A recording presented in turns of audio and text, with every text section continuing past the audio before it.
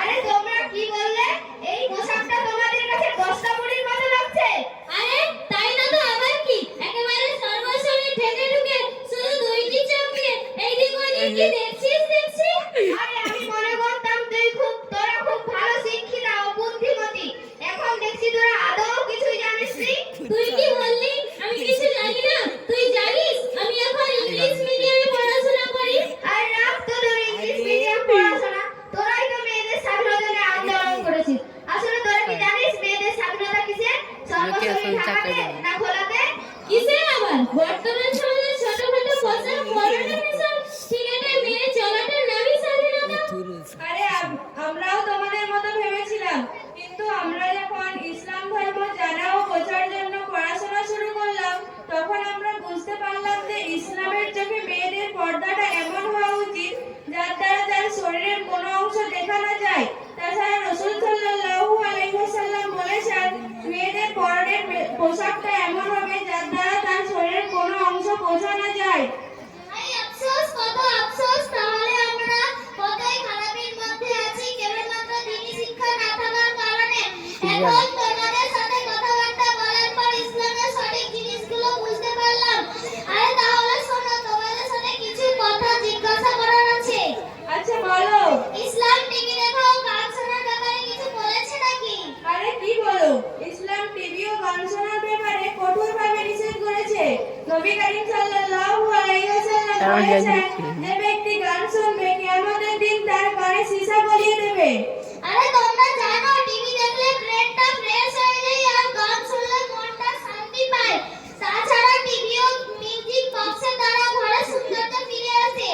আরে তোমরা কি মনে করো টিভি ও মিউজিক বক্স ঘরের সৌন্দর্য ফিরে আনে? প্রকৃতপক্ষে টিভি ও মিউজিক বক্স ঘরের সৌন্দর্য ফিরে আনে না, বরং তা ঘরের জন্য অভিশাপ। নবী করিম সাল্লাল্লাহু আলাইহি ওয়াসাল্লাম বলেছেন, ওই সব জায়গায় রহমতের ফেরেশতা আসে না যে জায়গায় ফটো বা তাসবিহ থাকে।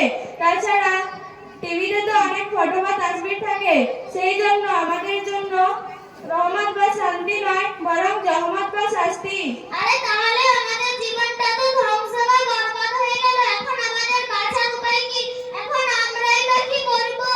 কেন এখন থেকে তোমরা সব রকম খারাপ কাজ ছেড়ে দাও, নামাজ পড়ো, কোরআন পড়ো, তাহলে ইহকাল শান্তি পাবে আর পরকালে মুক্তি পাবে। কিন্তু আমরা তো কোরআন পড়তে জানি না আর নামাজ পড়তে পারি না।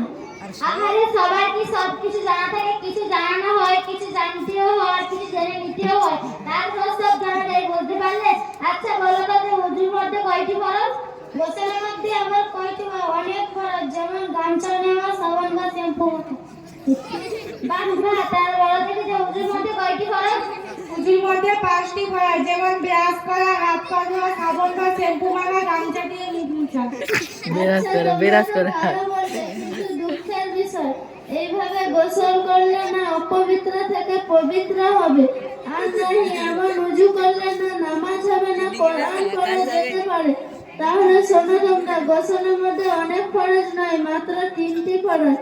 1 কুলি করা, 2 নাকের নরম হাড্ডি পর্যন্ত পানি পৌঁছানো, 3 সমস্ত শরীরে এরূপ পানি প্রবাহিত করা যেন এক চুল পরিমাণ স্থান কোথাও না শুকনো থাকে।